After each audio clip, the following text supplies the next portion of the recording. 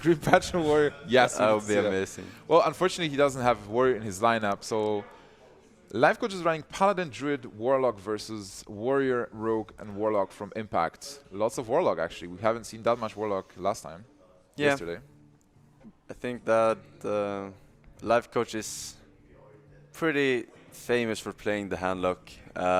He's like handlock is one of the harder decks to play in the game because you have so many options when you can tap every turn, and like the sign of a good Warlock player is someone who can play as greedy as possible and get away with it. You know, can I tap here for cheaper Molten Giants without getting killed? Like, what is the possibility of him having the Gromage or Cruel Taskmaster and stuff like that? Lifecoach kept Dr. Boom. That is extremely weird, for sure. I mean, Dr. Boom is of course Dr. Boom, but you know, without the coin and in a Paladin deck, I'm really surprised he kept that. But it paid off, you know. He got the mini-bot, he got the muster into the shredder, so perfect curve here from our Lifecoach, even though he kept that Dr. Boom. Well, I don't know how he does it, but he does it.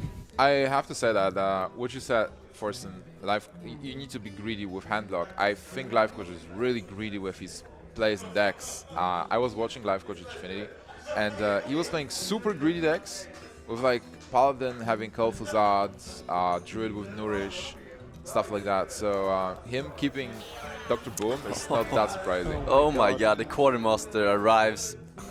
This is insane. I've never seen such a good hand from someone keeping Dr. Boom without the coin. 3 cards to mulligan. It's actually pretty sick. Wow. And I think this game's going to be like a big like clash of styles because like Impact's known for playing like these face aggro decks, whereas you got Lifecoach who's like you're known for playing 3 top end cards. You see KT in like a lot of his decks. You see Nourish in his Druid, cards like this. Like it's really going to come down to I think the Warlocks. So like if you're looking at Impact, you got to say is this guy playing Zoo, whereas Lifecoach is going to be playing like a handlock and. Yeah, Impact can also be playing Demon Lock. That's also very aggressive, right? Like if we put him in the mindset. I think that like both players has a really good starting hand. Like if I had this starting hand with the Rogue, I would be very happy. Like the only thing missing is like a 5-drop and a Fan of Knives maybe to deal with the muster. But like this is insane. If he top decks a Fan of Knives here, that would be the best. But Lifecoach has an amazing hand as well with True Silver. Yeah, Lifecoach is basically praying here that he does not have a Fan of Knives, and that's in fact the case. Yeah, there is no Fan of Knives, but can still clear those dudes.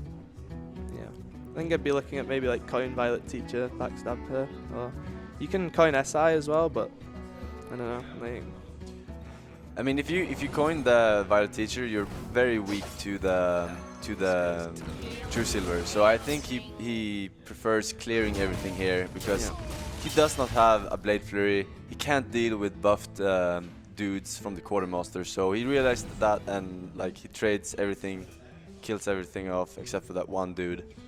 All right. I want to throw also that this matchup is really bad for Paladin overall. Like Rogue has a strong edge. That's why I'm so surprised that he kept Dr. Boom. Like you need to have an insane start, which he did get in fact, but taking that risk in a matchup that's already bad for you, like I have no idea why he did it. I'll have to ask him afterwards. I think maybe Lifecoach's just line of thought there is that he just wants Boom on 7 every game. Like the only way he's going to win is with a power play this game, and Boom obviously is one of the best, if not the best in the game, power play on turn 7. So yeah, that's actually a valid point. And he hopes to play the Shredder here instead of the True Silver. What do you think about that, Nimsh? Well, if you play True Silver,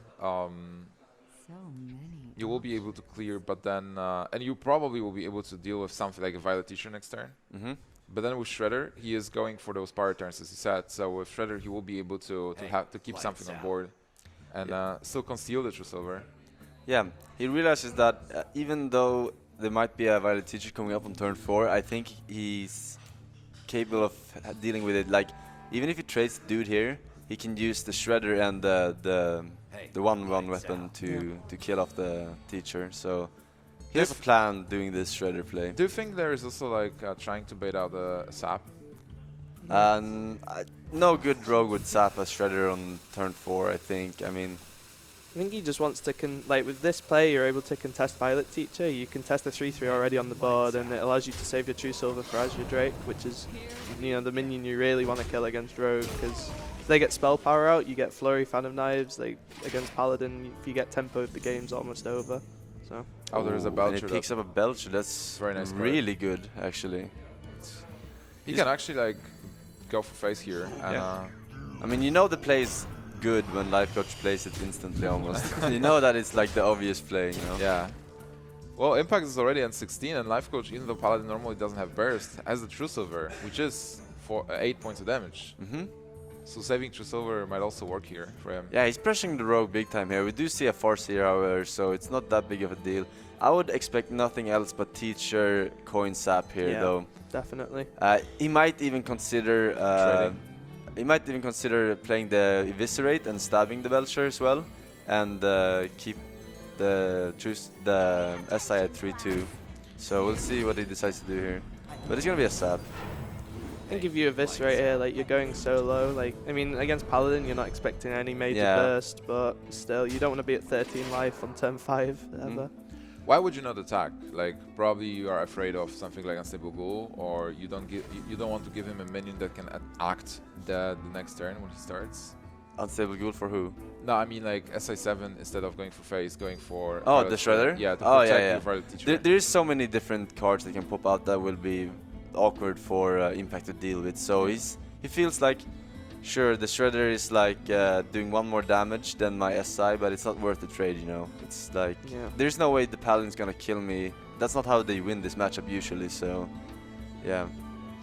I've seen Rogue winning many times at 8 health, because like at some point the attack stop and Paladin is behind and Rogue is doing the shenanigans, Yeah. like big flurry and taking the game. At some point, you just blow them out with oil flurry. It's just they can never really. With Paladin, you never really have a big tempo play against Rogue. Like Equality Consecrate's pretty indifferent. So Yeah. I like trading the Shredder here with the Teacher, killing it off, and then playing the Belcher again. yeah. I think that's the optimal line of play here. One thing to talk about as well is this Dr. Boom's going to cause Impact a lot of trouble. Like if you look at Impact's hand right now, he has no efficient way to deal with it really. He does have the Thanos Eviscerate, and together with a backstab, that could be really good. That's not a bad 2-drop. Most of the time you prefer the ones with more health than damage, the 2/3s before the 3/2s. Well, that's a really nice draw. Yeah, but we're most likely gonna see is the Eviscerate here on the Belcher, and then trade, everything, dagger up again. Does Lifecoach need a concentration, or is Dr. Boom fine on 7? I think you gotta play Boom here for Yeah, sure. Boom is just really good here because the minions all have 1 HP, so the bomb boots like. Oh, he's not gonna trade. This is really weird. I think He's pushing for damage. if you're keeping Dr. Boom in your starting hand, you want to play it on turn 7. Yeah. I'm actually very surprised that it did not trade that 3/3 with a 2/3. I guess he's playing around Consecrate to get that 3 extra damage or something, but I don't think it's worth it actually. Why not? Because if it doesn't have that Consecrate, then you keep your Thanos alive, and the Thanos with spell power, you have another Eviscerate, and you have a Drake, so that's actually a 6 damage Eviscerate for the Dr. Boom, Yeah. if that were to drop down, you know. So you're getting that damage back, basically. Yeah. It lets you just run in the 1/1 as well into the 7/7 instead of having to. Like here, he might have to actually poke it with his dagger or run the 3/3 in. So. Impact looking at Lifecoach, face impression. Wow, that's there though.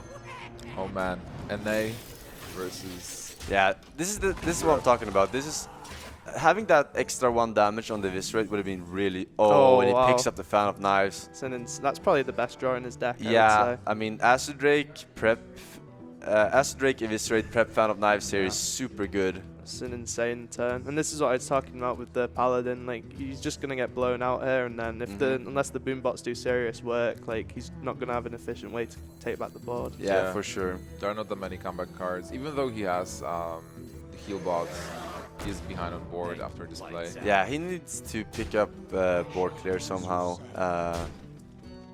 And he needs to get lucky with the boombots here. He needs to kill off the Acid Drake if possible. Maybe the SI would be enough, but since he has that True Silver, but he needs to kill off something. The 1/1 on the face is not good enough.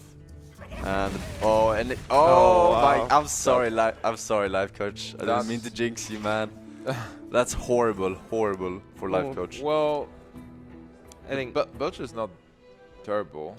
No, but I think you need to kill off the Ash Drake here with the True Silver. Sure. give you such an awkward turn though. If Yeah, you're looking at like you will have to play Knife Juggler and hero Dude. power. Yeah. But if you survive, you can stabilize this game for sure. With you have both Belcher and Antique Killbot coming up, so I think with the true silver players, life impact is going to be 1 damage off lethal, right? I haven't actually seen. Fan of Knives oil. It's gonna take 11. Yeah, exactly. So 1 damage of lethal, for sure. Use double eviscerate already. If he picks up like a deadly poison, that's deadly it. poison, Mhm. Yeah, he has some outs, I guess. He can't really fish for it because the oil is so expensive. So he has to get a poison or backstab. No, backstab does not do anything. Alright, the knife. It doesn't hits. that thing. Doesn't matter. Yeah, really. it doesn't really matter. Maybe it was even better for it to go face. I don't know. But And that's it. oh wow. That's it. That should be it. Like he was 1 damage off, so now he just needs to count Yeah. damage. That's 6, 9. Sure, 10, he's gonna 12. see it. I mean, Lifecoach made the play to win here, but it didn't pay off. But I still think it was the better play for sure. So Yeah, I feel like playing the Belcher is just too passive here. You need to take board control back before you start playing those defensive cards like Killbot and Belcher. this is just one of those games in Rogue against Paladin where, like, as I was saying, you just get blown out 1 turn, and then from there on your decisions don't really matter because the Rogues just keep wiping your board every turn. Yeah, I mean that matchup was expected to go for Yeah. Impact's Yeah, favor. sure. Like,